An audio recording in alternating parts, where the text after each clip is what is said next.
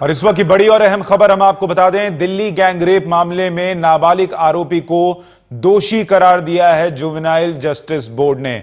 आपको याद होगा बीते साल चलती बस में गैंगरेप का मामला, जिसमें लड़की की बाद में मौत हो गई थी, उसमें से एक आरोपी नाबालिग था।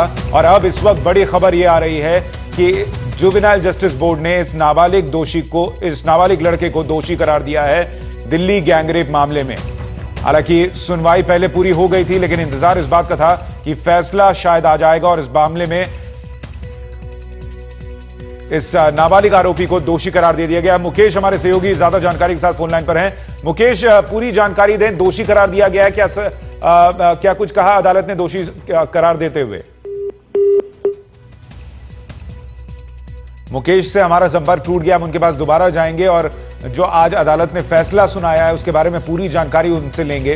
लेकिन फिलहाल 12 मामलों में दोषी करार दिया गया है इस नाबालिग को, यह बताया जा रहा है।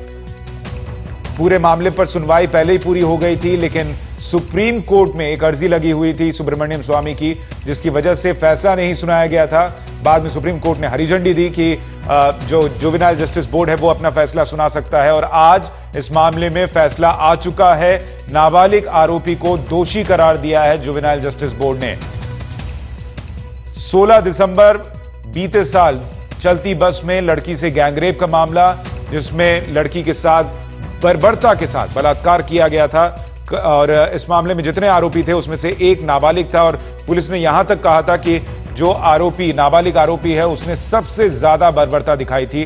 और अब इस पूरे मामले में अहम फैसला आया है। ये 16 दिसंबर की घटना थी और तकरीबन 8 महीने बाद ये फैसला फास्ट ट्रैक कोर्ट में बाकियों की सुनवाई चल रही है और यहां पर नाबालिग की सुनवाई जुवेनाइल जस्टिस बोर्ड में चल रही थी और यहां पर नाबालिग पर फैसला आ चुका है, जिसे दोषी करार दिया गया है। मुकेश हमारे साथ जुड़ रहे हैं इस वक्त। मुकेश, अहम फैसला है ये, क्या कुछ कहा अदालत ने आज फैसला सुनाते हुए?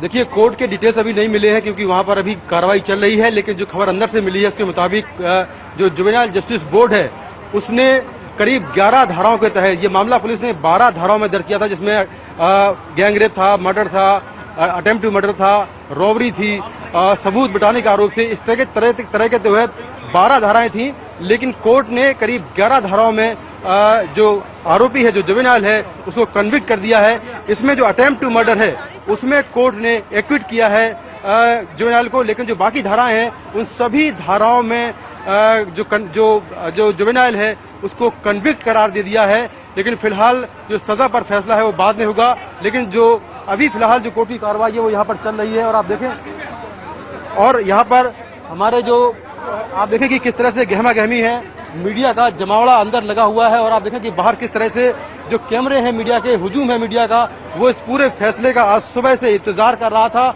और कुछ ही देर पहले जज ने अपना फैसला सुनाया है। और इस तरह से आप देखें कि जो जुवेनाइल आरोपी है उसको लेकर एक लंबी बहस हुई थी, एक लंबे समय से जो है बहस हुई कि आखिर जो जुवेनाइल है उसको यानी इस तरह का अपराध किया है, बात कह रहे हैं कि जो 12 धाराएं लगाई गई थी उनमें से हत्या की कोशिश का जो मामला था उसमें इस नाबालिग को एक तरीके से कोर्ट ने राहत दे दी है, बाकी 11 पर उसे दोषी करार दिया है।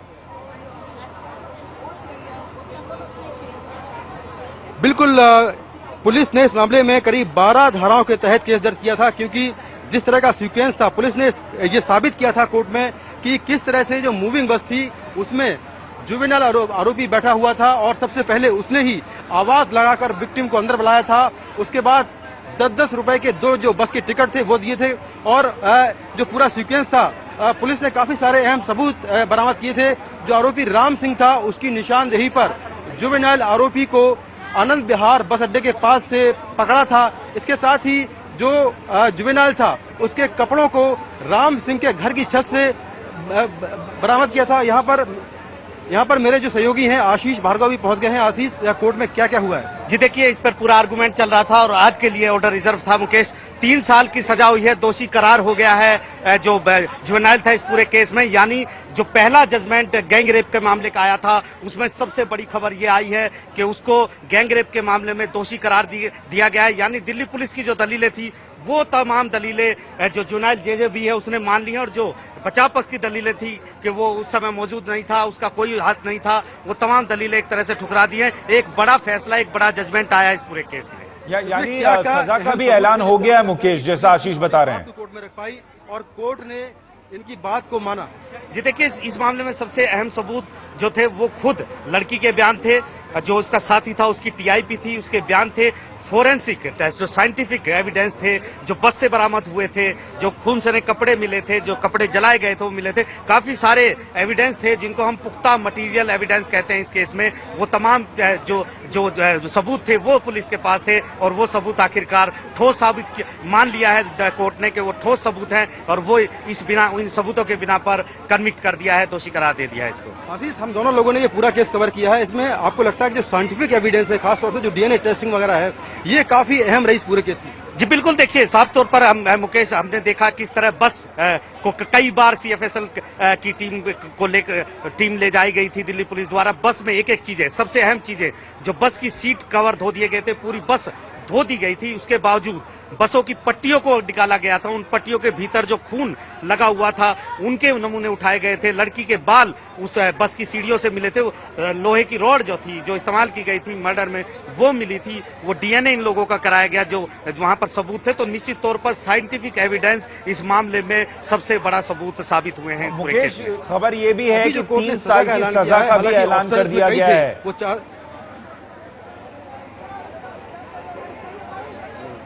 जी बिल्कुल, जो सजा का ऐलान है वो कितने साल का हुआ है? ये जी देखिए, इसमें 3 साल की सजा का ऐलान हुआ है। मैक्सिमम 3 साल ही इस मामले में सजा होनी थी, इससे ज्यादा सजा नहीं होनी थी। लेकिन सबसे बड़ी चीज ये थी कि ये जो पहली सजा आई है वो सबसे बड़ी चीज है, क्योंकि जो अब मेन ट्रायल चल रहा है उसकी दिशा में सबसे पहला जजमेंट वो काफी अहम साबित होगा ट्रायल कोर्ट में, जो कि फास्ट ट्रैक कोर्ट साकेत में चल रहा है। उसका जो फैसला आएगा, जो कुछ ही दिनों हफ्तों में आने वाला है, उस फैसले को ये फैसला एक बड़ा मील का पत्थर साबित होगा उसके लिए।